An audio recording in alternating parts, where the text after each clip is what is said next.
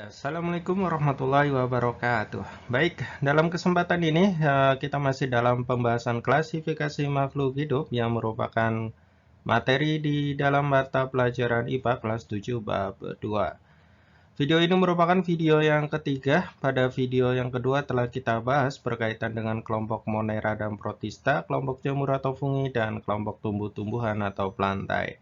Dalam kesempatan ini kita akan melanjutkan video yang ketiga, yaitu kelompok hewan atau animalia. Sistem klasifikasi makhluk hidup, sistem klasifikasi 5 kingdom telah kita pelajari dan telah kita ketahui di dalam sistem 5 kingdom meliputi Protista, Monera, fungi, plantae, dan animalia. Di antara 5 kingdom ini yang memiliki sifat sel prokariot hanya Monera, yang lainnya adalah eukariot. Di mana untuk animalia diantara cirinya adalah bersifat eukariot, memiliki membran inti, kemudian disusun oleh banyak sel atau bersifat multiseluler, tidak memiliki dinding sel, berbeda dengan tumbuhan yang memiliki dinding sel tersusun dari zat selulosa. Selain itu, pada kingdom animalia, sel-selnya telah berdiferensiasi dan membentuk jaringan. Di antara jaringan yang tidak dimiliki oleh tumbuhan, di antaranya adalah jaringan saraf dan jaringan otot, sehingga pada kingdom animalia, anggotanya dapat bergerak aktif dibandingkan dengan plantae. Yaitu secara umum perbedaan antara kingdom animalia dan plantae. Ya, kingdom animalia berdasarkan ada tidaknya tulang belakang pada tubuhnya dibagi menjadi dua, yaitu avertebrata dan vertebrata. Avertebrata adalah kelompok dari animalia yang tidak memiliki tulang belakang, sedangkan vertebrata adalah kelompok dari animalia yang memiliki tulang belakang. Selain itu, untuk nama lain dari avertebrata adalah invertebrata ya. Di antara contoh anggotanya tampak seperti pada gambar. Di sini ditampilkan ada kelabang, ada bintang laut, ada bekicot ya atau siput, ada gurita, ada jangkrik, ada udang, kemudian ada kepiting, ada cacing, dan ada macam-macam serangga lainnya. Ya, secara umum dapat kita lihat bahwa avertebrata memiliki rangka luar ya, yang diistilahkan dengan exoskeleton. Ini misalnya kepiting memiliki rangka luar. Kemudian pada vertebrata dibagi menjadi beberapa kelompok lagi ya, beberapa filum. Di antaranya adalah porifera, hewan berpori. Kemudian ada coelenterata, yaitu hewan berongga. Ada platyhelminthes, cacing pipi. Ada nemathelminthes, cacing gilik. Dan ada cacing gelang Annelida, ada moluska, hewan bertubuh lunak, ada hewan berbuku-buku arthropoda, dan ada hewan berkulit duri atau echinodermata. Kemudian pada vertebrata, ini anggotanya ya, contoh anggotanya tampak seperti pada gambar, di mana secara umum rangka pada vertebrata adalah rangka dalam ya, rangkanya ada di dalam tubuh atau diistilahkan dengan endoskeleton. Ya, pada vertebrata dibagi menjadi 5 ya, 5 kelompok, diantaranya ada Pisces, amfibi, reptilia, aves, dan mamalia. Ya, porifera disebut juga dengan hewan berpori. Di antara contoh untuk porifera atau hewan berpori yaitu ada espongnya, poterion, dan skipa.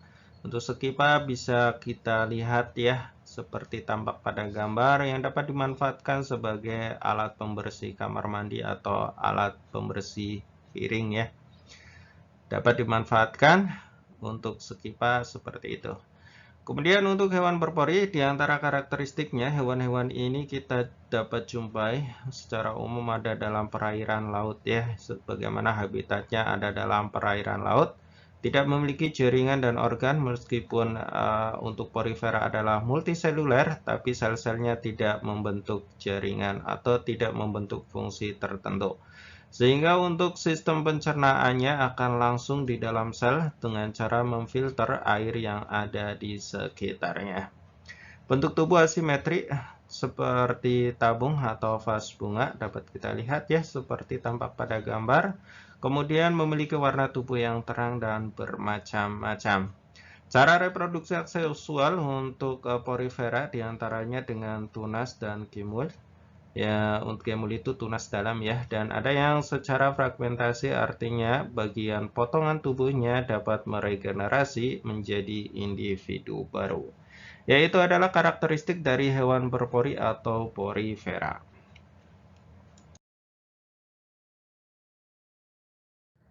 Soilenterata. Soilenterata disebut juga dengan cnidaria atau hewan berongga. Di antara contoh untuk hewan berongga atau soilenterata yaitu ubur-ubur, kemudian ada hidra dan ada anemon laut. Ya, hewan-hewan ini dapat kita jumpai dalam perairan laut.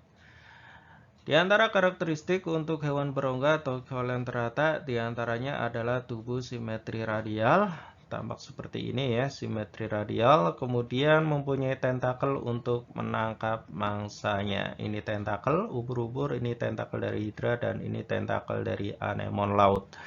Kemudian pada permukaan tentakel terdapat sel beracun yang menyengat, yang sifatnya menyengat ya, sehingga jika kita memegang ubur-ubur atau menyentuh ubur-ubur pada bagian tentakelnya, pada ubur-ubur tertentu dapat kita rasakan tangan kita itu terasa tersengat ya, atau terkejut oleh racun dari tentakel dari ubur-ubur ini.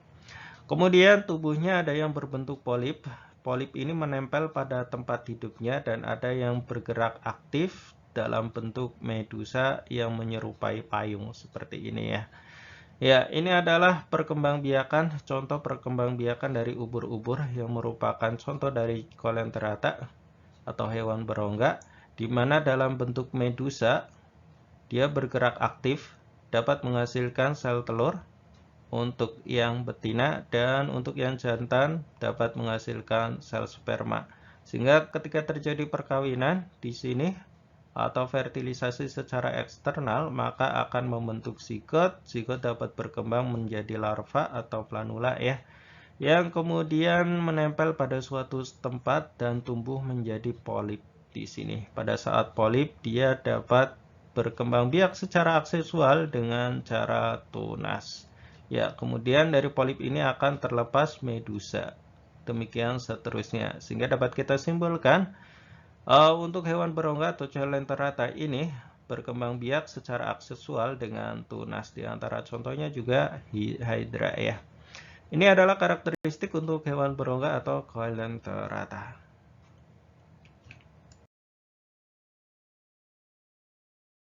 Platyhelminthes. Di antara contoh Platyhelminthes ada cacing planaria, kemudian ada cacing pita, dan ada cacing hati. Berbeda dengan porifera dan cnidaria atau coelenterata, di Platyhelminthes ini bisa dibagi untuk bagian tubuhnya, ada bagian kepala dan bagian badannya. Platyhelminthes disebut juga dengan cacing pipih, di mana untuk cacing pipih ini, untuk tempat hidupnya atau habitatnya sebagian besar ada di dalam tubuh hewan. Kemudian ada yang hidup bebas di dalam perairan laut, ada juga yang hidup di perairan air tawar, dan ada yang hidup di dataran lembab seperti pada batu-batuan. Dan di antara karakteristiknya atau cirinya tubuh simetri bilateral, bentuk pipih tidak berongga seperti tampak pada gambar, memiliki sel api atau disebut juga dengan flam cell sebagai alat ekskresinya. Pada mulutnya terdapat tabung yang keluar disebut pharynx. Makanan dan kotoran akan keluar melalui mulutnya karena hanya memiliki satu lubang di dalam tubuhnya. Dan yang terakhir berkembang biak secara aseksual dengan fragmentasi, yaitu bagian potongan tubuhnya dapat meregenerasi menjadi individu baru. Yaitu adalah karakteristik atau ciri dari cacing pipih atau Platyhelminthes.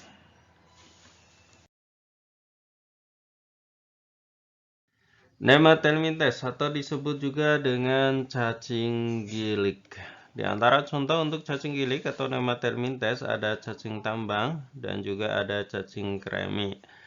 Berbeda dengan Platyhelminthes atau cacing pipih, meskipun untuk Nemathelminthes dan cacing gilik tubuhnya sama-sama berbentuk simetri bilateral, untuk tubuh Nemathelminthes berbentuk silindris dan memiliki rongga.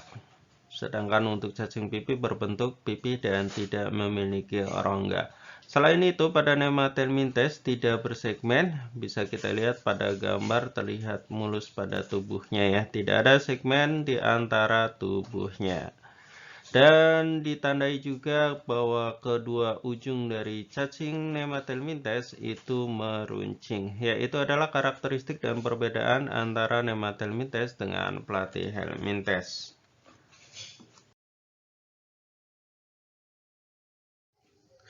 Annelida atau disebut juga dengan cacing gelang. Di antara contoh untuk Annelida atau kelompok cacing gelang yaitu ada lintah, kemudian ada pacet dan ada cacing tanah.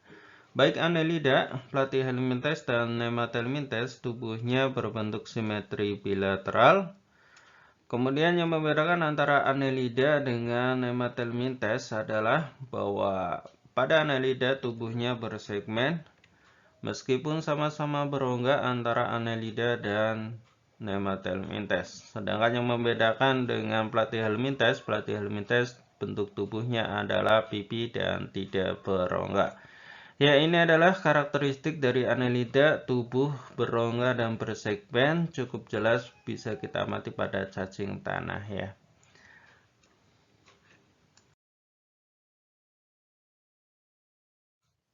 Moluska atau disebut juga dengan hewan bertubuh lunak. Di antara contoh untuk moluska atau hewan bertubuh lunak ada gurita, kemudian ada kerang darat, ada siput, dan ada siput laut. Itu adalah di antara contoh untuk hewan bertubuh lunak atau moluska.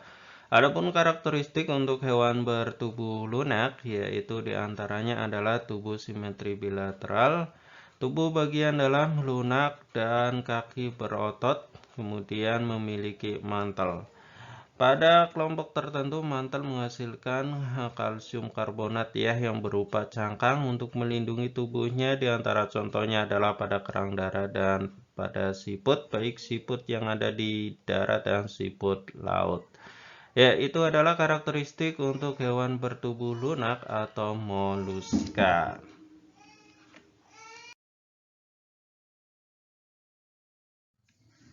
Arthropoda atau hewan berbuku-buku. Di antara contoh untuk hewan berbuku-buku atau arthropoda, di antaranya ada belalang, ada kumbang, ada kepiting dan juga ada lobster, ada laba-laba, kemudian ada kalajengking, ada kelabang dan ada lipan atau luwing. Ya, adapun untuk karakteristik hewan berbuku-buku diantaranya adalah tubuh dibedakan atas kepala, dada, dan perut, kemudian tubuh terbungkus zat kitin yang keras yang melindungi tubuh bagian dalamnya sebagaimana di sini dicontohkan ya pada kumbang, pada kepiting cukup jelas sekali. Yang merupakan rangka luar atau diistilahkan dengan exoskeleton. Kemudian memiliki alat indera yang peka terhadap sentuhan dan bau-bauan seperti pada lalat yang berkumpul pada bau yang menyengat ya. Begitu juga dengan kupu-kupu yang berkumpul pada bunga. Kemudian memiliki mata faset diantaranya pada lalat dan juga pada belalang. Untuk arthropoda atau hewan berbuku-buku dibagi menjadi 4 kelas, diantaranya ada insekta, ada krustasea, ada arachnoideae, dan ada myriapoda. Yang membedakan di antara kelas dari arthropoda yang dapat kita amati secara langsung adalah jumlah kaki dari setiap anggota untuk kelasnya. Untuk insekta, jumlah kaki anggotanya adalah 3 pasang. Seperti tampak pada gambar pada belalang dan pada kumbang, pada krustasea terdiri dari 5 pasang dengan 4 pasang kaki jalan dan 1 pasang caput. Selain itu ada yang dibantu dengan kaki renangnya ya. Kemudian untuk arachnoideae terdiri dari 4 pasang. Di sini pada laba-laba dapat kita hitung ada 4 pasang dan juga pada kalajengking juga 4 pasang. Untuk myriapoda, kakinya terdapat dalam setiap ruas tubuhnya. Yaitu adalah karakteristik untuk arthropoda atau hewan berbuku-buku. Echinodermata atau disebut juga dengan hewan berkulit duri. Di antara contohnya ada bulu babi, seperti tampak pada gambar ya, biasa menggelinding di tepi pantai, kemudian ada lilia laut, ada bintang laut, ada bintang ular, dan ada teripang. Adapun untuk karakteristik dari hewan berkulit duri atau Echinodermata, diantaranya adalah tubuh diselimuti duri, kemudian ada lempengan zat kapur atau zat kitten yang keras, kemudian tubuhnya simetri radial, dan secara umum memiliki 5 lengan ya. Pada tubuhnya terdapat sistem ambulakral yang berfungsi untuk alat gerak, bernafas, dan menangkap mangsa. Ini adalah karakteristik dari hewan berkulit duri atau Echinodermata.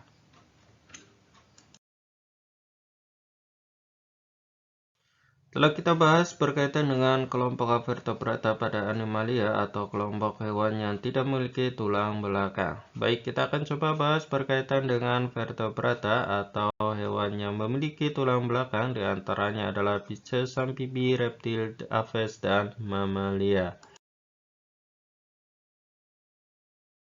Pisces atau kelompok ikan. Di antara karakteristik untuk Pisces atau ikan, di antaranya adalah habitatnya ada di dalam air atau hidup di dalam air, kemudian memiliki sirip berpasangan, bernapas dengan insang. Sistem peredaran darahnya adalah tunggal karena jantungnya hanya terdiri dari 2 ruang, yaitu atrium dan ventrikel.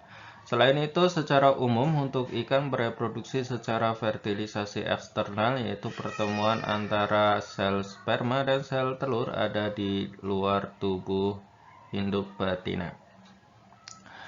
Selain itu, untuk ikan memiliki darah dingin, yaitu kemampuan di mana suhu tubuhnya dapat menyesuaikan dengan suhu lingkungannya. Itu adalah karakteristik pada kelompok Pisces. Amfibi. Contohnya adalah salamander dan katak. Di antara cirinya secara umum memiliki 4 kaki, kulitnya lembab dan tidak bersisi. Bernapas dengan kulit dan paru-paru. Selain itu, sistem peredaran darahnya ganda ya, dengan jantung terdiri dari 3 ruang, yaitu 2 atrium dan 1 ventrikel. Berdarah dingin artinya suhu tubuhnya dapat menyesuaikan dengan suhu lingkungannya. Reptil. Di antara contoh reptil adalah ular, buaya, kadal, kura-kura ya. Untuk karakteristik untuk reptilia, tubuh bersisik dan kering. Habitat secara umum ada di darat, kemudian bernapas dengan paru-paru kecuali untuk jenis kura-kura air tertentu. Sistem peredaran darah ganda dengan jantung terdiri dari 4 ruang ya, ada 2 atrium dan 2 ventrikel. Dan untuk reptil termasuk juga berdarah dingin, yaitu suhu tubuhnya dapat menyesuaikan dengan suhu lingkungannya.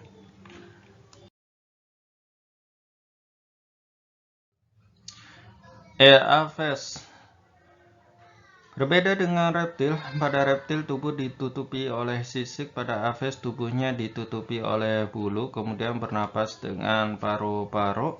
Selain itu dibantu dengan pundi-pundi udara saat terbang. Sistem peredaran darahnya adalah ganda dengan jantung terdiri dari 4 ruang, kemudian berdarah panas, artinya suhu tubuhnya tidak dapat menyesuaikan dengan suhu yang ada di lingkungannya. Ini adalah beberapa karakteristik dari aves yang membedakan dengan reptil, kemudian amfibi, dan Pisces. Kelompok yang terakhir kita bahas pada vertebrata, hewan bertulang belakang, yaitu mamalia. Di sini contohnya ada kelelawar, ikan paus, kemudian ada berang-berang ya. Karakteristik untuk mamalia diantaranya tubuh ditutupi oleh rambut, kemudian memiliki kelenjar mamai, kemudian bernafas dengan paru-paru. Sistem peredaran darahnya adalah ganda dengan jantung terdiri dari 4 ruang.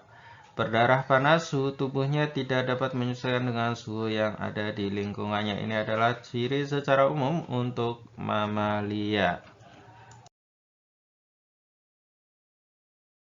Ya, sampai di sini untuk pembahasan berkaitan dengan animalia. Yang telah kita sebutkan terbagi menjadi dua berdasarkan ada tidaknya tulang belakang di dalam tubuhnya, yaitu avertebrata dan vertebrata.